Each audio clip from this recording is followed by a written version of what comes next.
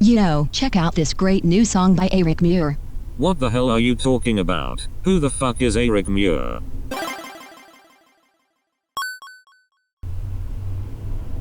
Hei, jeg heter Eirik Myhr, og jeg slipper snart en EP som heter Wait for It volum 1.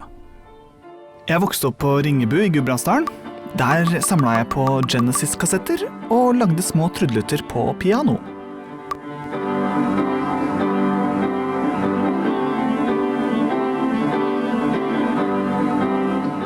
På starten av 2000-tallet bodde og studerte jeg i Trondheim. Der spilte jeg trommer i band som Clockwork og Aladdin's Cave, som du kan ha sett live hvis du oppsøkte obskøne indie-rock-konserter i Trondheim på den tida.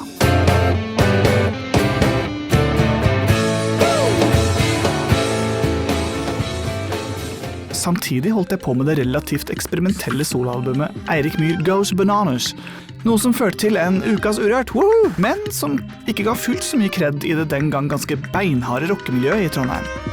Kos deg med urørt-kredden din, du. Femi-elektronikaen din får vel bare hent lovord hos dem som ikke vet bedre!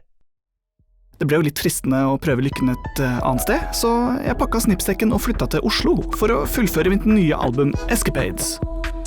Der møtte jeg veggen i masterstudiet, da veilederen min ba meg om å lese opp til flere bøker som research til masteravhandlingen. Og jeg tenkte, hæ, kødder du?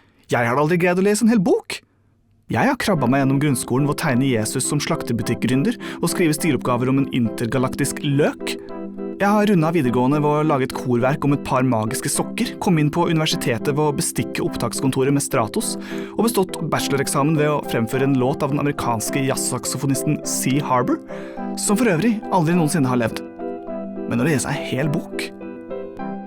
Jeg begynte å innse at jeg ikke var helt A4, og at jeg hadde noen utfordringer. Kunne jeg ikke bare få gjøre den ene tingen jeg er god til, nemlig å lage musikk? Var det ingen som trengte en musikalsk allsidig spilleoppmaker? En anarkistisk skolert, trash-raffinert, klassisk jazzpunk elektronika country prog-komponist som ler litt for høyt og snakker litt for mye i godt selskap?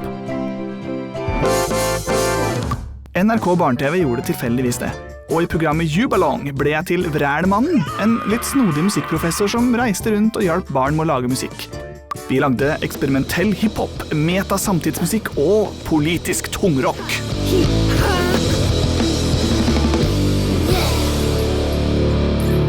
Herfra har det egentlig gått non-stop i 15 år. Jeg har mer eller mindre bodd i studio, og jeg har lagd musikk til TV-serier, spillefilmer, teaterforestillinger, og det har gått ganske bra egentlig.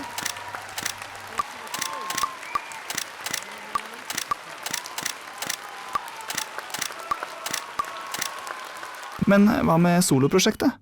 Var det helt over det, eller? Skulle min største hit som soloartist forbli Asandelulia, som jeg lagde da jeg var 7 år?